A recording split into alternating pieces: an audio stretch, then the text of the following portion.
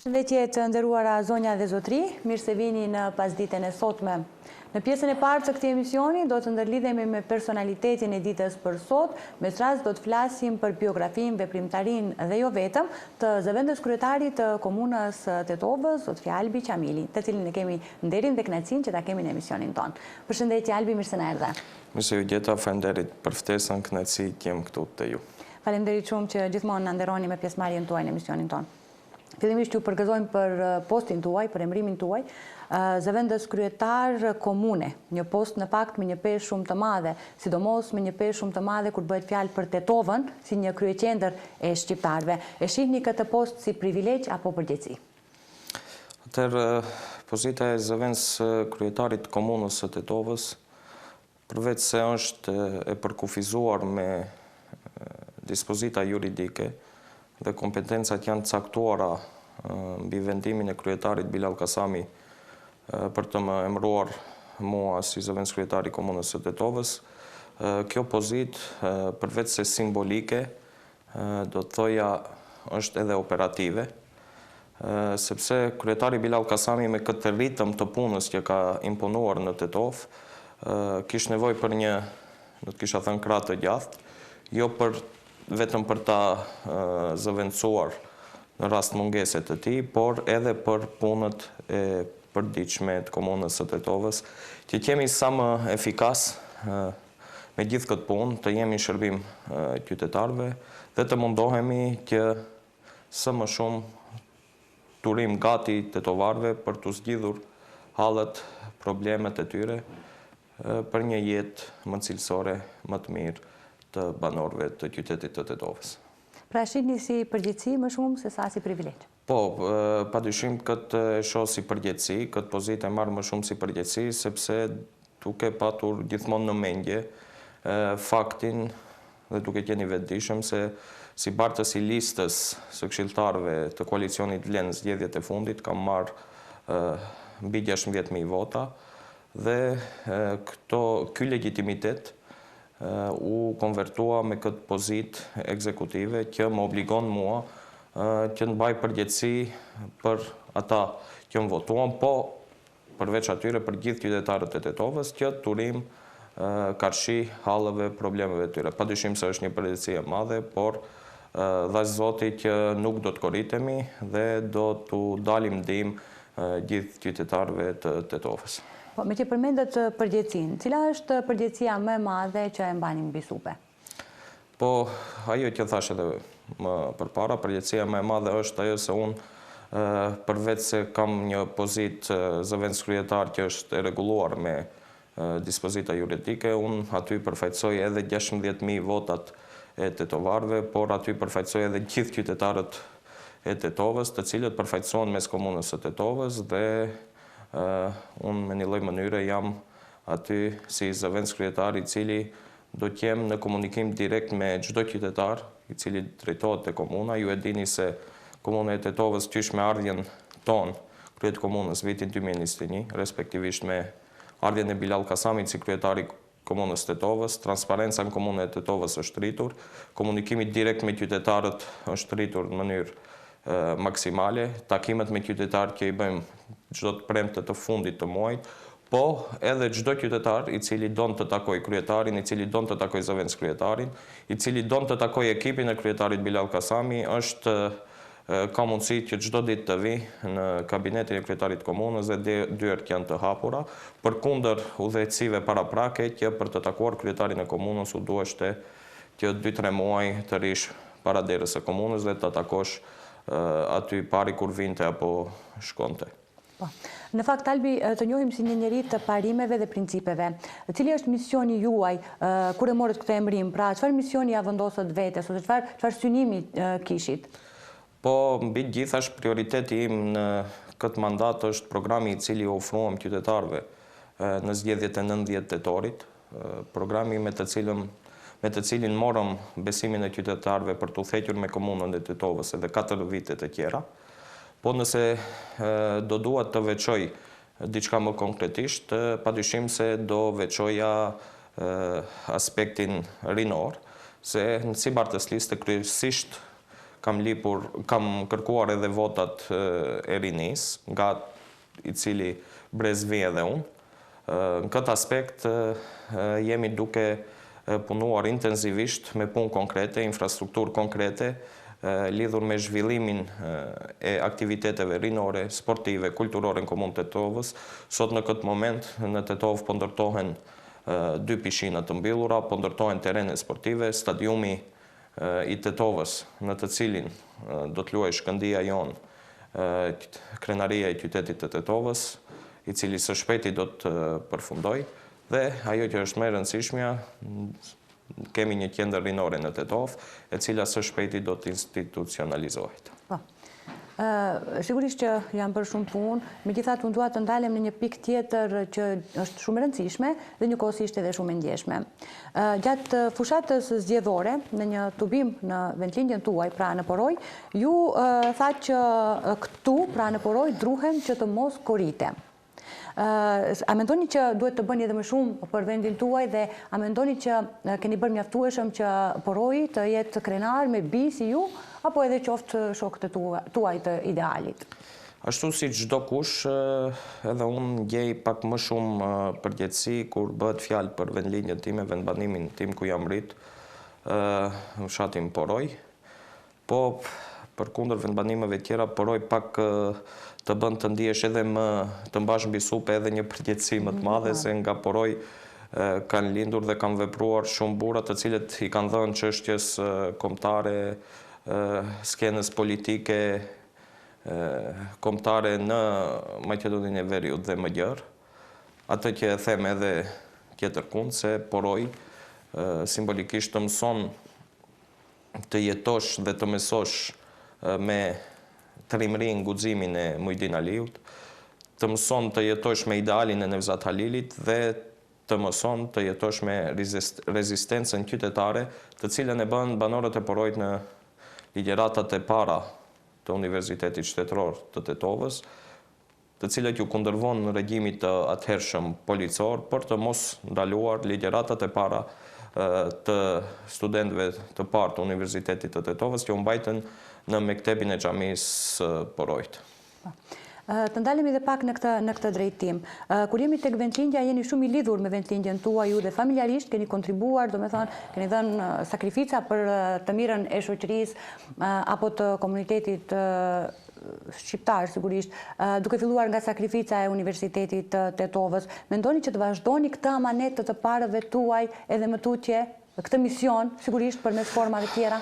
Padyshim se po, edhe pse rrethanat janë tjera, por fryma është e njëjtë. Nëse gjyshi im, Ingjeri, Hafiz Elmas Gjamili, në atë kohë, i është drejtuar xhamatit të xhamisë se ditën e ligjeratave të para të utës, ka qenë ditë e xhumat, ditë e premte, ku është dashur të kryet riti i xhumas, u është drejtuar xhamatit duke u thënë se sot nuk do të falet xhumaja në xhami, me qëllim që të dilni përballë forcave policore dhe t'i ndaloni që mos hynë në mektebin e xhamisë, t'i ndalojnë ligjeratat e para. Ka qenë një akt shumë i madh, akt heroik, shumë i rëndësishëm për të lejuar që të kultivohet dhe të zhvillohet arsimi shqip.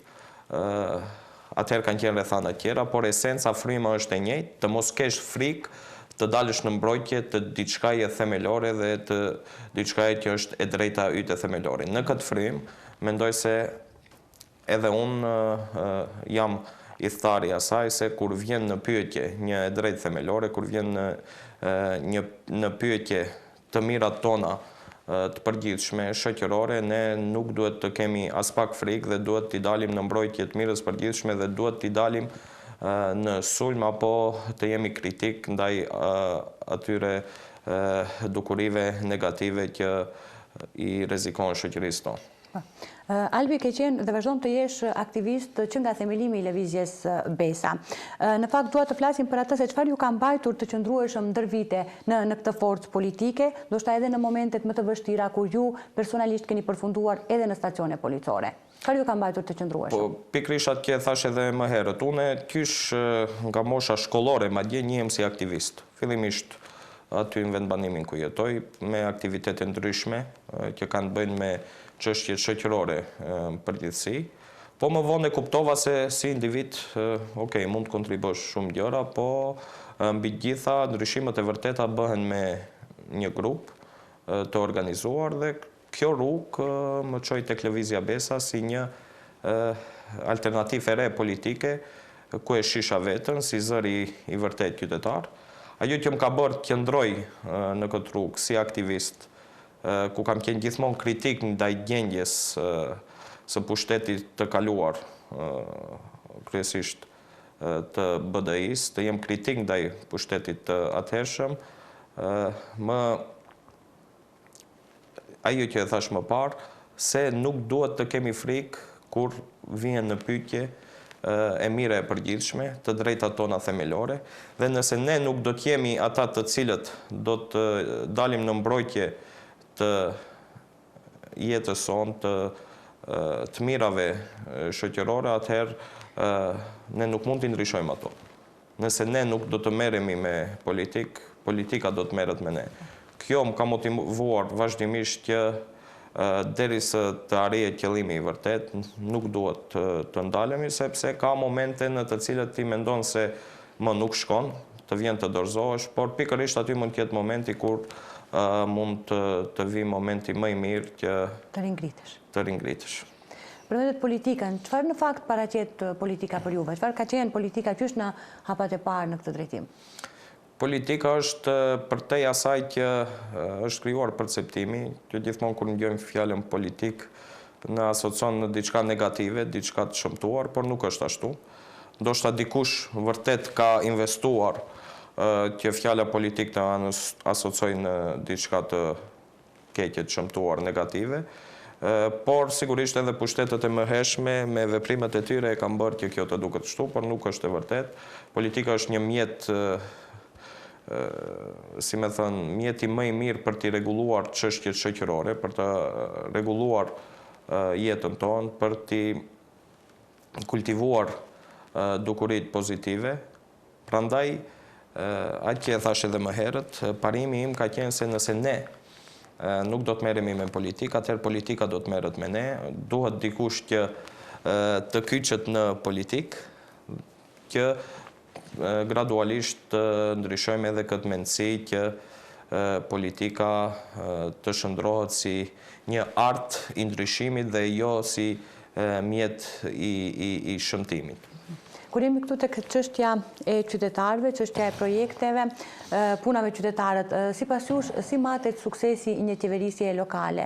Le të themi në projekte të mëdha apo në zgjidhje të vogla por konkrete, për shembull me një punësim apo me një asfaltim të një rruge? Është gërshetimi të dyjave, do thosha paralel.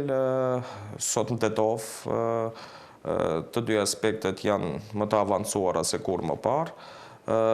Pushteti lokal, cilësia e pushtetit lokal matet me atë se sa ja ke përmirësuar jetën e një qytetari në çdo aspekt. Edhe në aspektin e kushteve më të mira për jetesë në drejtimin e rrugëve, pastërtisë, ndriçimit publik e shumë të tjera, po edhe në aspektin e mirëqenies ekonomike, edhe pse këtu në Maqedoninë e Veriut pushteti lokal është më pak i lidhur në këtë frymë, pasi edhe decentralizimi dhe centralizimi i pushtetit lokal i kanë këto mangësitë e veta, por do të thoja se është gërshetim i të dyja drejtimeve. Ne po mundohemi maksimalisht që të përmirësojmë jetën e tetovarëve dhe Tetova të bëhet një shembull, një model në vend dhe rajon se si duhet të jetë një menaxhim me pushtetin lokal. Ju që përmendëm modelin dhe shembullin, në mungesë modestisë, kam patjetër ta them që ju personalisht jeni një shembull i të rinjëve të suksesshëm në vendin tonë, falelanit dhe vullnetit që ju e keni për punë dhe për përkushtim në të mirë të qytetarëve. E kur jemi tek të rinjët, si e përfshini rinin në vendimmarrje? E përfshini apo jo? Rinia në vendimmarrje tek ne është më e përfshirë se kudo tjetër. Ju e dini se edhe lista për këshilltar në zgjedhjet e fundit është përfshirë nga të ri, por ajo që është më e rëndësishmja, bardhësi listës ka ardhur nga një brez i rinisë, në pozitat kyçe edhe në nivel lokal edhe në nivel qendror, ju e dini se po drejtojnë kuadro të ri, si në eshalonin e parë, të dytë apo të tretë, edhe në nivel lokal, kabineti kryetarit Kasami është i tëri, pothuajse nga rinia. Bilal Kasami është i rrethuar me një ekip prej të rinjt. Ajo që është më e rëndësishme, për herë të parë në historinë e komunës Tetovës, ndoshta për herë të parë në historinë e ndonjë komune në vend, do të institucionalizohet qendra rinore, ku do të zhvillohen aktivitete të shumta rinore dhe kulturore. Pra qendra rinore nuk do të jetë më vetëm një farsë, nuk do të jetë vetëm një fjalë për t'u lavdëruar nëpër media, por do të jetë një institucion i cili do të mbajë emrin Qendra për Rini dhe Kulturë, respektivisht kjo për hir të së vërtetës, po e them ekskluzive edhe sot, se nesër në seancën e Këshillit si pikë e rendit ditës do ketë edhe themelimi juridik i këtij subjekti, qendra rinore, dhe mendoj se sikur më parë, rinia është e përfaqësuar, rinia merr pjesë në vendimmarrje në komunën e Tetovës, po mundohemi edhe në nivel qendror në koalicionin Vlen, në qeverisjen e Vlenit edhe në nivel qendror, që të rritë të marrin sa më shumë përgjegjësi dhe të udhëheqin me resore kyç të vendit. Çfarë trashëgimie do doni të linit pas këtij posti? Pra për çfarë t'ju kujtojnë, çfarë gjurmësh dëshironi të lini në këtë drejtim?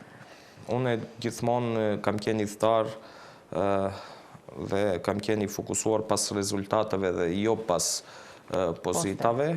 Trashëgimia që unë duhet lë dhe të mbahem mend janë rezultatet. Kur them rezultatet, ne duhet të fokusohemi se si individ ku mund t'japim më shumë kontribut dhe jo cila pozitë është më e mirë në aspektin personal për ne. Prandaj trashëgimia që duhet lë prej këtë pozitë është që të jemi gjithmonë, pavarësisht pozitës që kemi, të jemi gjithmonë në kontakt drejt për drejt me qytetarët, të ndëgjojmë hallet dhe problemeve dhe sadopak të jemi në ndihmë të tyre, aty ku mundet të ndihmojmë dhe besoj se ne jemi duke e dëshmuar këtë, jeni dëshmitar edhe punëve të shumta që bëhen në komunën e Tetovës. Megjithatë ka shumë të rinj të cilët janë skeptik ndaj politikës. Çfarë mesazhi do të kishit për këta të rinj? Mesazhi im është se nëse atje po e përmendi vazhdimisht edhe këtu në emisione dhe tjetër kund, nëse të rinjt nuk do të merren me politikë, atë politika do të merret me ne. Politika nuk është mjet për krim, korrupsion, mjet për gjëra të shëmtuara. Politika është arti i ndryshimit dhe kjo më mirë po tregohet këtu në komunën e Tetovës se një politikë e mirë, një politikë cilësore sot po bën që në 4 anët e komunës së Tetovës të punohet. Në momentin që po flasim, depërtimi i bulevardit Vësëbatot që lidh Tetovën me Porojnë, Xhepçishin dhe komunën e Të Arcës sot promovohet dhe është përfunduar. Në momentin që po flasim, stadiumi i Tetovës po punohet dhe do të jetë një stadium me kushte europiane, ku Shkëndija do të luajë edhe ndeshjet europiane në këtë stadium.